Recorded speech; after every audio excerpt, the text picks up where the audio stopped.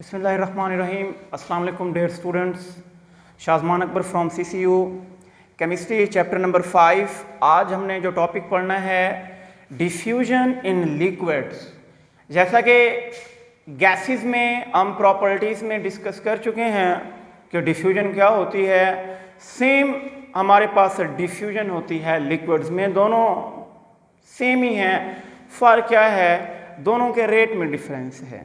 Gases क्योंकि molecules की kinetic energy ज़्यादा होती है, इस वजह से उनका रेट ऑफ डिफ्यूजन ज़्यादा होता है। लिक्विड मॉलिक्यूल्स हैं, इंटरमॉलिक्यूलर स्पेसेस कम हैं, काइनेटिक एनर्जी कम है, इस वजह से इनका रेट ऑफ डिफ्यूजन क्या जो है गैसेस की निस्बत स्लो होता है।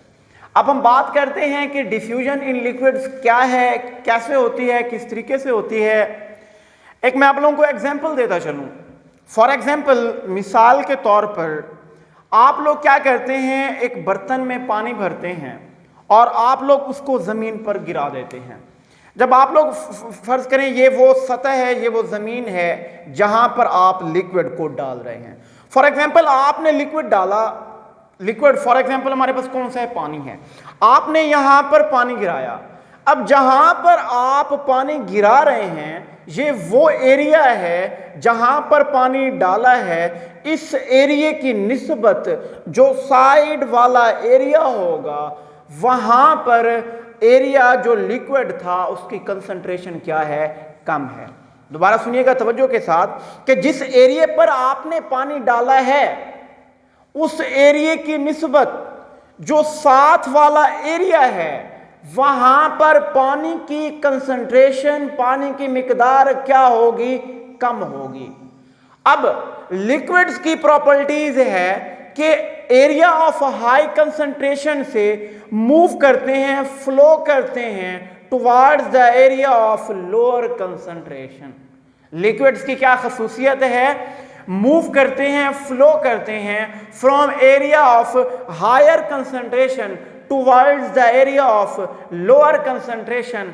ज्यादा मिकदार वाले एरिया से मूव करते हैं कम मिकदार वाले एरिया की तरफ।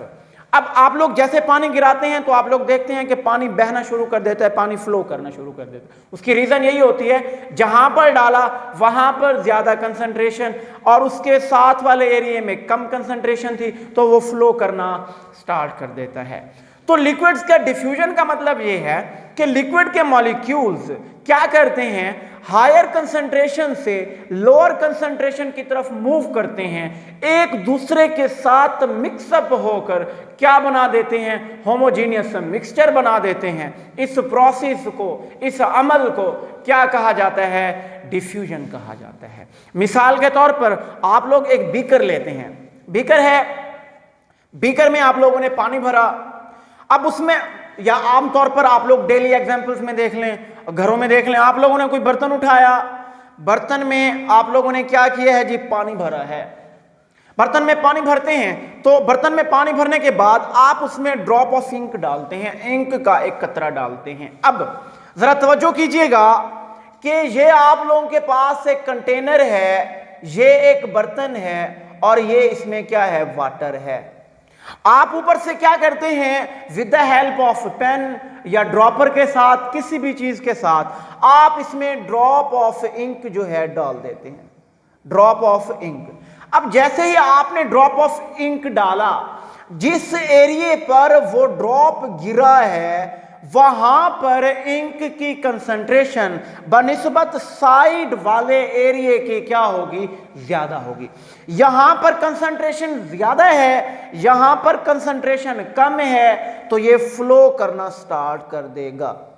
फ्लो करते करते कि इसकी पूरे लिक्विड में, होल बीकर में इस इंक की कंसंट्रेशन क्या हो जाएगी, इक्वल हो जाएगी और ये क्या बना देगा, होमोजीनियस मिक्सचर बना देगा।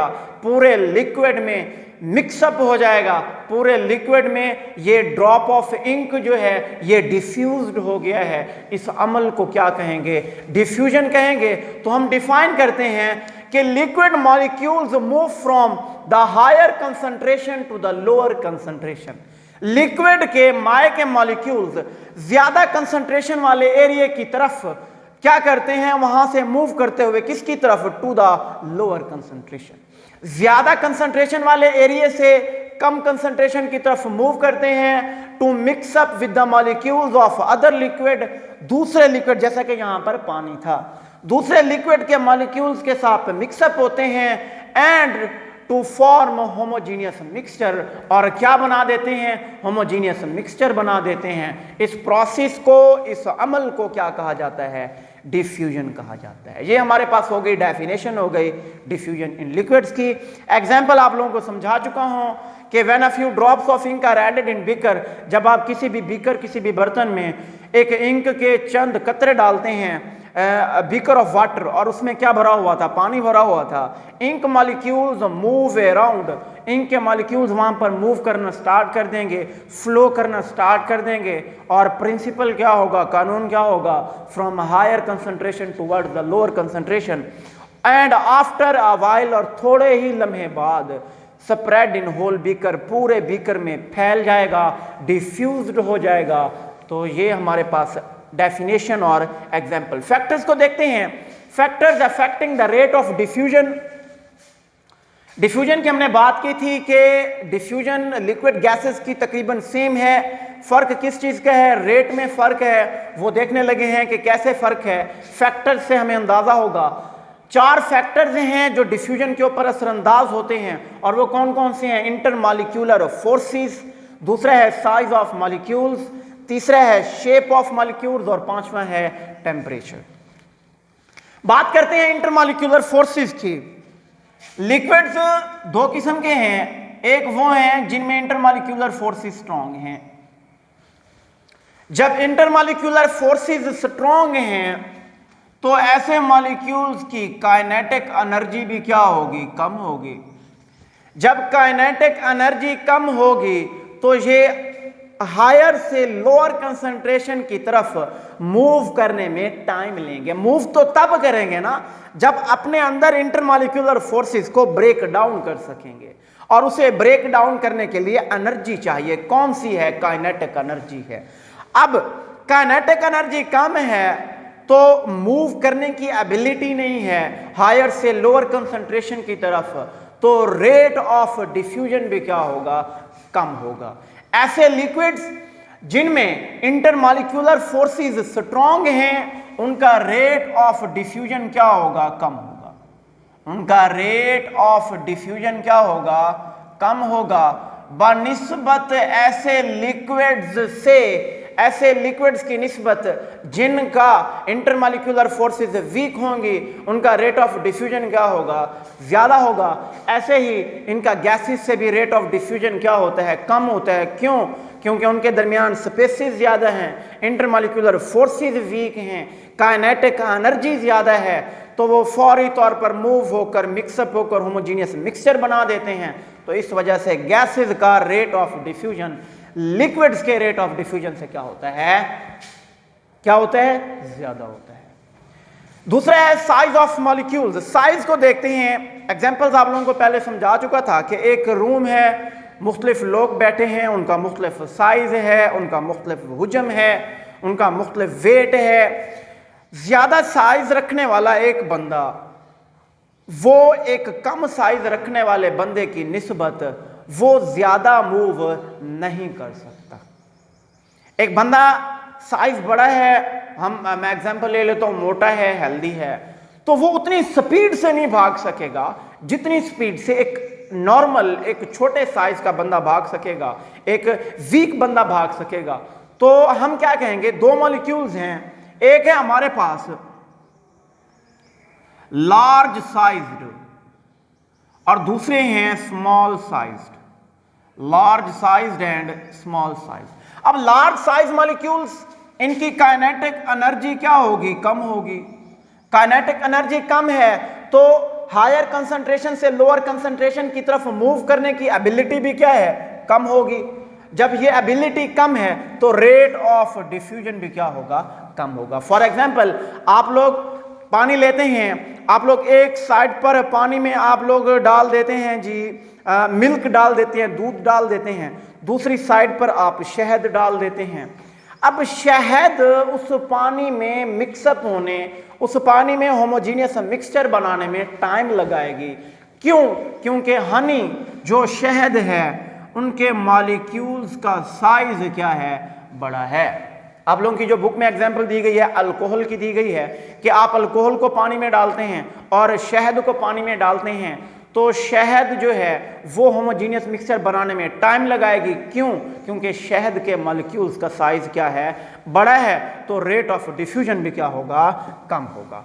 थर्ड फैक्टर है हमारे पास शेप ऑफ मॉलिक्यूल्स। दो किस्म के मॉलिक्यूल्स हैं, एक है हमारे पास रेगुलर शेप्ड और दूसरे हैं irregular shaped. Regular shaped molecules and irregular shaped molecules. For example ये हमारे पास दो मॉलिक्यूल्स हैं, ये मॉलिक्यूल ये दोनों रेगुलर शेप्ड के हैं, दोनों की एक हमारे पास रेगुलर शेप है। अब जब ये मूव करेंगे एक दूसरे के साथ, जब टकराएंगे तो इनमें एबिलिटी है एक दूसरे के ऊपर स्लिप हो सकते हैं, दूसरे के ऊपर स्लिप हो रहे हैं, दूसरे के ऊपर स्लिप हो रहे हैं तो ज्यादा से ज्यादा मूव कर सकते हैं, ज्यादा से ज्यादा मूव कर सकते हैं, तो इससे वजह से इनकी क्या होगा, एक दूसरे के साथ मिक्सअप होने की एबिलिटी क्या होगी, ज्यादा होगी। तो रेगुलर शेप्ड रखने वाले जो मॉलिक्यूल्स हैं उनका रेट ऑफ डिफ्यूजन क्या होगा, ज्यादा होगा बनिस्बत किसके, इर्रेगुलर शेप्ड मॉलिक्यूल्स के। लास्ट फैक्टर है टेम्परेचर। मेन फैक्टर आप लोगों को पता है काइनेटिक एनर्जी है। टेम्परेचर बढ़ाएंगे काइनेटिक एनर्जी बढ़ेगी, काइनेटिक एनर्जी बढ़ेगी तो इंटरमॉलिक्यूलर फोर्सेस को ब्रेक डाउन कर देंगे, इंटरमॉलिक्यूलर फोर्सेस टूट गई, मॉलिक्यूल्स आजादाना मूव कर सकते हैं from area of higher to the lower concentration. इसका मतलब क्या हुआ कि अगर टेम्परेचर हाई होगा, अगर टेम्परेचर क्या है, हाई है, काइनेटिक एनर्जी भी क्या है, ज्यादा है। इसका मतलब क्या हुआ कि इंटरमॉलिक्यूलर फोर्सेस को भी तोड़ देते हैं। इन फोर्सेस को ब्रेक डाउन करने के बाद इनकी होमोजीनियस मिक्सचर बनाने की एबिलिटी में क्या हो जाता है, इजाफा हो जाता है। ये इजाफा होने से इनका रेट ऑफ डिफ्यूजन भी क्या हो जाता है, बढ़ जाता है। तो टेम्परेचर जितना ज्यादा उतना हमारे पास रेट ऑफ डिफ्यूजन ज्यादा, टेम्परेचर कम तो रेट ऑफ डिफ्यूजन भी क्या होगा, कम होगा। तो ये चार फैक्टर्स हैं जो लिक्विड्स के किस चीज के ऊपर असरअंदाज हो रहे हैं, डिफ्यूजन के रेट के ऊपर। कौन कौन से, intermolecular forces, size of molecules, shape of molecules, और लास्ट वन कौन सा है, टेम्परेचर। दोबारा रिकॉल करवा रहा हूं, इंटरमॉलिक्यूलर फोर्सेस स्ट्रॉन्ग तो रेट ऑफ डिफ्यूजन कम, इंटरमॉलिक्यूलर फोर्सेस वीक तो रेट ऑफ डिफ्यूजन ज्यादा। Size of molecules large sized हैं तो रेट ऑफ डिफ्यूजन कम, स्मॉल साइज्ड हैं तो रेट ऑफ डिफ्यूजन ज्यादा। शेप ऑफ मॉलिक्यूल्स रेगुलर हैं तो रेट ऑफ डिफ्यूजन ज्यादा, और इर्रेगुलर हैं तो रेट ऑफ डिफ्यूजन क्या होगा, कम होगा। टेम्परेचर, अगर टेम्परेचर ज्यादा है तो रेट ऑफ डिफ्यूजन ज्यादा है, और अगर टेम्परेचर कम है तो रेट ऑफ डिफ्यूजन भी क्या होगा, कम होगा। तो ये हमारा आज का टॉपिक यहाँ पर एंड होता है। इंशाअल्लाह ताला नेक्स्ट टॉपिक जो हम डेंसिटी है उसे पढ़ेंगे। इस टॉपिक को अच्छे तरीके से तैयार कीजिएगा। Wish you best of luck. अल्लाह हाफिज़।